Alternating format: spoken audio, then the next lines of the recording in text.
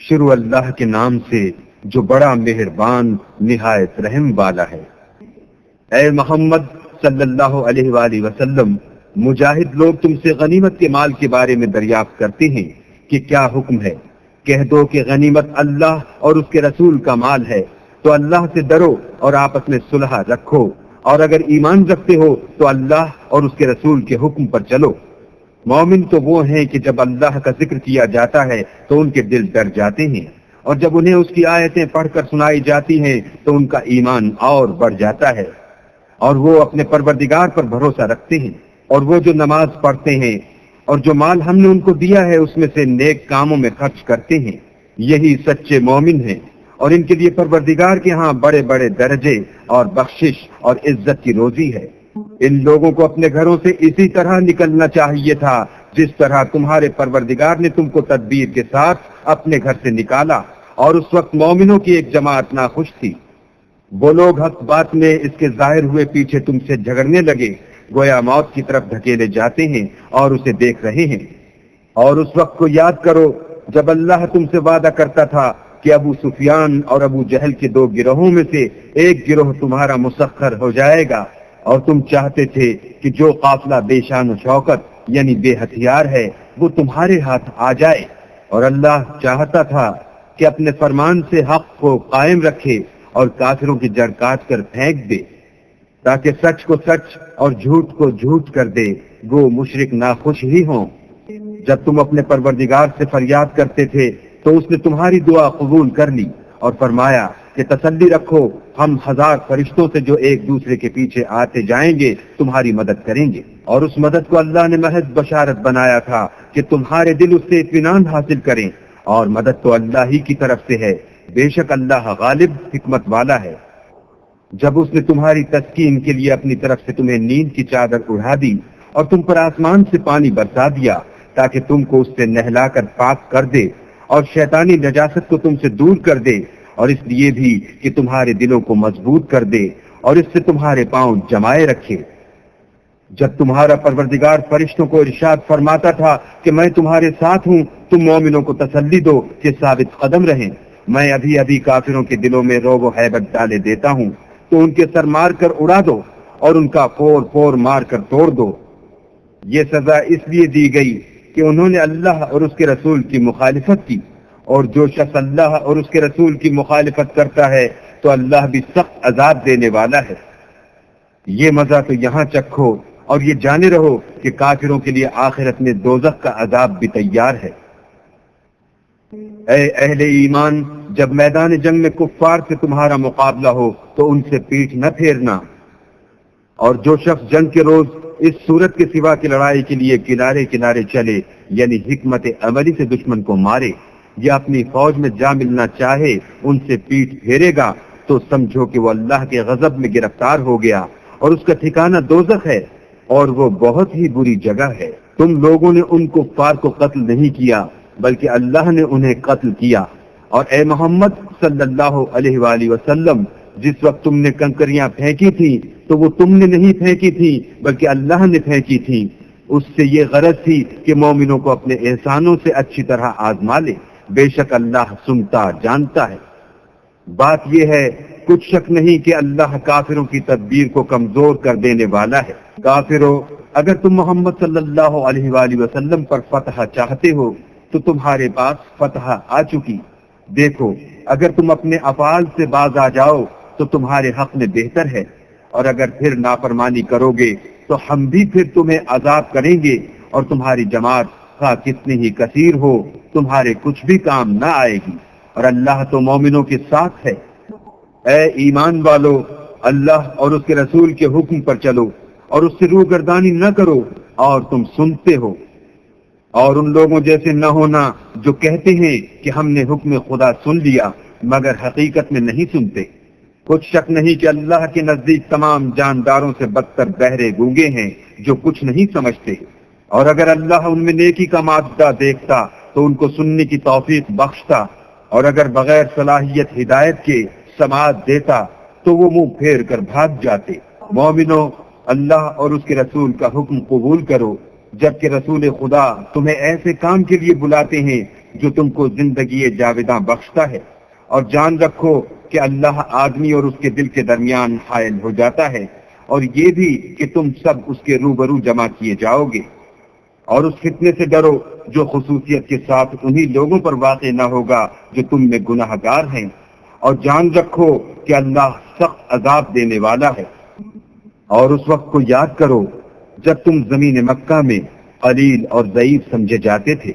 اور ڈرتے رہتے تھے کہ لوگ تمہیں اڑا نہ لے جائیں، یعنی بے خانما نہ کر دیں، تو اس نے تم کو جگہ دی اور اپنی مدد سے تم کو تقویت بخشی اور پاکیزہ چیزیں کھانے کو دی تاکہ اس کا شکر کرو۔ اے ایمان والو، نہ تو اللہ اور رسول کی امانت میں خیانت کرو اور نہ اپنی امانتوں میں خیانت کرو، اور تم ان باتوں کو جانتے ہو، اور جان رکھو کہ تمہارا مال اور اولاد بڑی آزمائش ہے، اور یہ کہ اللہ کے پاس نیکیوں کا بڑا ثواب ہے۔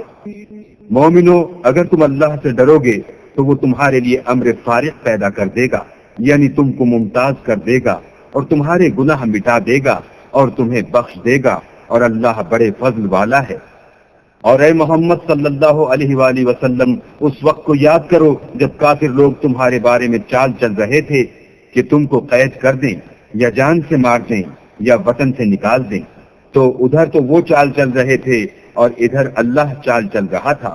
اور اللہ سب سے بہتر چال چلنے والا ہے۔ اور جب ان کو ہماری آیتیں پڑھ کر سنائی جاتی ہیں تو کہتے ہیں یہ کلام ہم نے سن لیا ہے، اگر ہم چاہیں تو اسی طرح کا کلام ہم بھی کہہ دیں، اور یہ ہے ہی کیا، صرف اگلے لوگوں کی حکایتیں ہیں۔ اور جب انہوں نے کہا کہ اے اللہ، اگر یہ قرآن تیری طرف سے برحق ہے تو ہم پر آسمان سے پتھر برسا یا کوئی اور تکلیف دینے والا عذاب بھیج،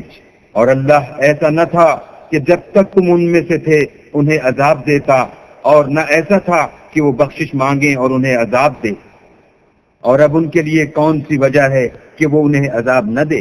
جبکہ وہ مسجد محترم میں نماز پڑھنے سے روکتے ہیں، اور وہ اس مسجد کی متولی بھی نہیں ہیں، اس کے متولی تو صرف پرہیزگار ہیں لیکن ان میں کے اکثر نہیں جانتے۔ اور ان لوگوں کی نماز خانہ کعبہ کے پاس سیٹیاں اور تالیاں بجانے کے سوا کچھ نہ تھی۔ تو تم جو کفر کرتے تھے اب اس کے بدلے عذاب کا مزہ چکھو۔ جو لوگ کافر ہیں اپنا مال خرچ کرتے ہیں کہ لوگوں کو اللہ کے رستے سے روکیں، سو ابھی اور خرچ کریں گے، مگر آخر وہ خرچ کرنا ان کے لیے موجب افسوس ہوگا، اور وہ مغلوب ہو جائیں گے اور کافر لوگ دوزخ کی طرف پھانکے جائیں گے، تاکہ اللہ پاک سے ناپاک کو الگ کر دے اور ناپاک کو ایک دوسرے پر رکھ کر ایک ڈھیر بنا دے، پھر اس کو دوزخ میں ڈال دے۔ یہی لوگ خسارہ پانے والے ہیں۔ اے پیغمبر، کفار سے کہہ دو کہ اگر وہ اپنے افعال سے باز آ جائیں تو جو ہو چکا وہ انہیں معاف کر دیا جائے گا، اور اگر پھر وہی حرکات کرنے لگیں گے تو اگلے لوگوں کا جو طریق جاری ہو چکا ہے وہی ان کے حق میں برتا جائے گا۔ اور ان لوگوں سے لڑتے رہو یہاں تک کہ فتنہ یعنی کفر کا فساد باقی نہ رہے اور دین سب اللہ ہی کا ہو جائے، اور اگر باز آ جائیں تو اللہ ان کے کاموں کو دیکھ رہا ہے، اور اگر روح گردانی کریں تو جان رکھو کہ اللہ تمہارا حمایتی ہے، اور وہ خوب حمایتی اور خوب مددگار ہے۔ اور جان رکھو کہ جو چیز تم کفار سے لوٹ کر لاؤ اس میں سے 5واں حصہ اللہ کا اور اس کے رسول کا اور اہل قرابت کا اور یتیموں کا اور محتاجوں کا اور مسافروں کا ہے۔ اگر تم اللہ پر اور اس نصرت پر ایمان رکھتے ہو جو حق و باطل میں فرق کرنے کے دن یعنی جنگ بدر میں، جس دن دونوں فوجوں میں مٹھ بھیڑ ہو گئی، اپنے بندے محمد صلی اللہ علیہ وآلہ وسلم پر نازل فرمائی، اور اللہ ہر چیز پر قادر ہے۔ جس وقت تم مدینے سے قریب کے ناکے پر تھے اور کافر بعید کے ناکے پر، اور قافلہ تم سے نیچے اتر گیا تھا، اور اگر تم جنگ کے لیے آپس میں قرارداد کر لیتے تو وقت معین پر جمع ہونے میں تقدیم و تاخیر ہو جاتی، لیکن اللہ کو منظور تھا کہ جو کام ہو کر رہنے والا تھا اسے کر ہی ڈالے، تاکہ جو مرے بصیرت پر یعنی یقین جان کر مرے، اور جو جیتا رہے وہ بھی بصیرت پر یعنی حق پہچان کر جیتا رہے، اور کچھ شک نہیں کہ اللہ سنتا جانتا ہے۔ اس وقت اللہ نے تمہیں خواب میں کافروں کو تھوڑی تعداد میں دکھایا، اور اگر بہت کر کے دکھاتا تو تم لوگ جی چھوڑ دیتے اور جو کام درپیش تھا اس میں جھگڑے کرنے لگتے، لیکن اللہ نے تمہیں اس سے بچا لیا، بے شک وہ سینوں کی باتوں تک سے واقف ہے۔ اور اس وقت جب تم ایک دوسرے کے مقابل ہوئے تو تو کافروں کو تمہاری نظروں میں تھوڑا کر کے دکھاتا تھا اور تم کو ان کی نگاہوں میں تھوڑا کر کے دکھاتا تھا، تاکہ اللہ کو جو کام کرنا منظور تھا اسے کر ڈالے، اور سب کاموں کا رجوع اللہ ہی کی طرف ہے۔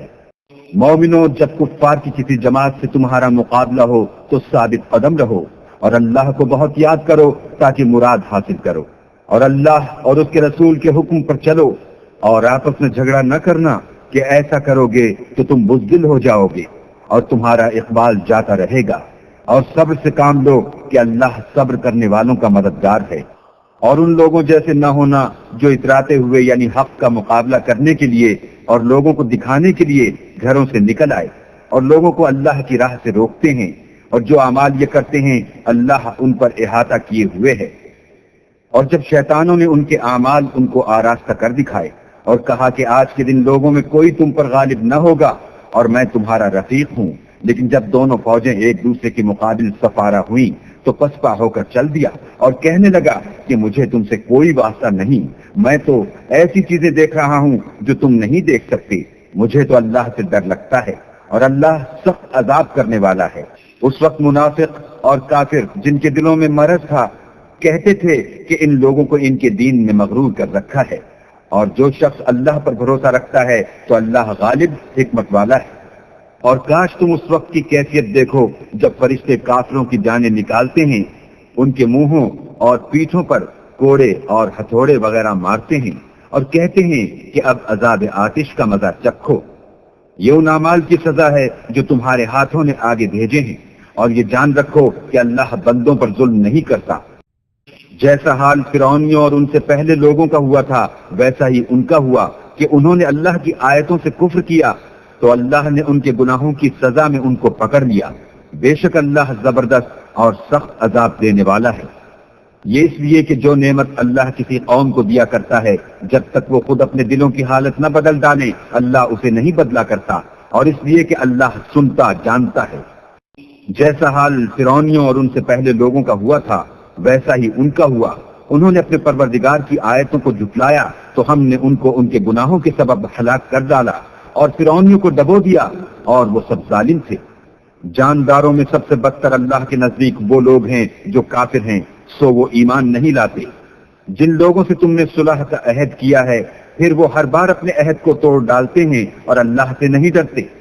اگر تم ان کو لڑائی میں پاؤ تو انہیں ایسی سزا دو کہ جو لوگ ان کے پسے پوشت ہوں وہ ان کو دیکھ کر بھاگ جائیں، عجب نہیں کہ ان کو اس سے عبرت ہو۔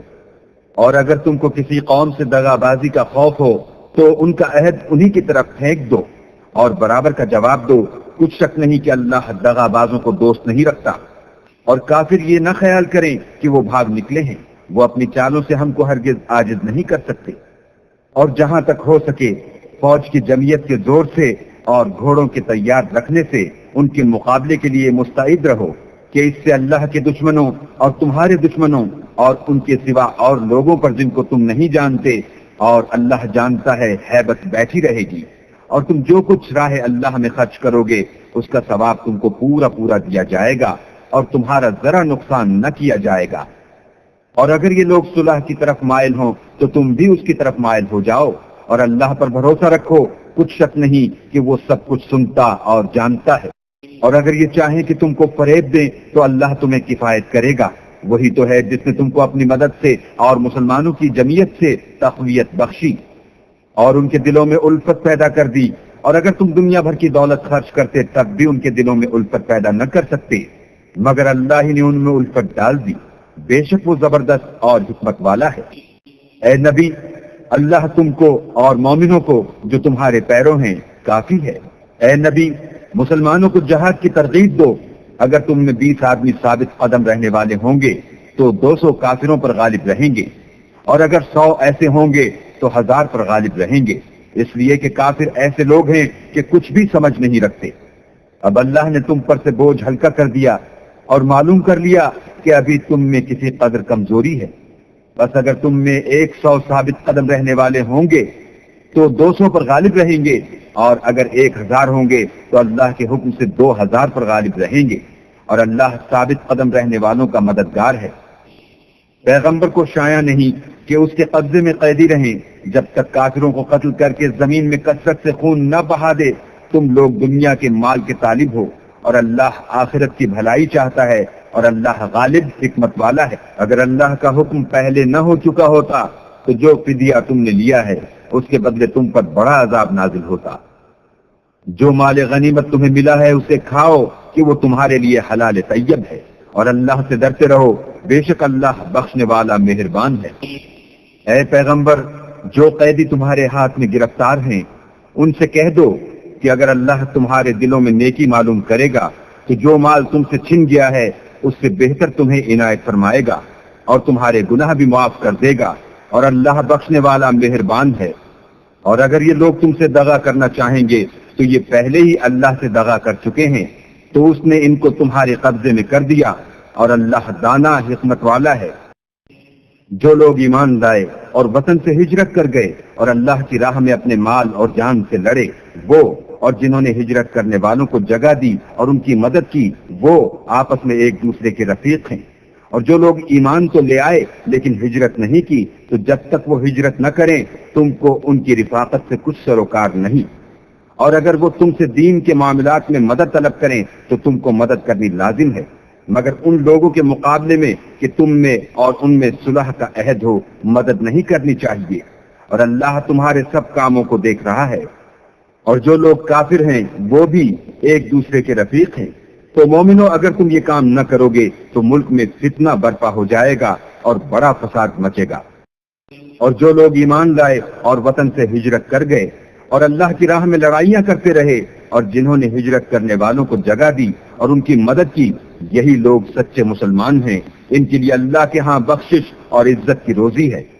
اور جو لوگ بعد میں ایمان لائے اور وطن سے ہجرت کر گئے اور تمہارے ساتھ ہو کر جہاد کرتے رہے، وہ بھی تمہیں میں سے ہیں، اور رشتہ دار اللہ کے حکم کی روح سے ایک دوسرے کے زیادہ حقدار ہیں۔ کچھ شک نہیں کہ اللہ ہر چیز سے واقف ہے۔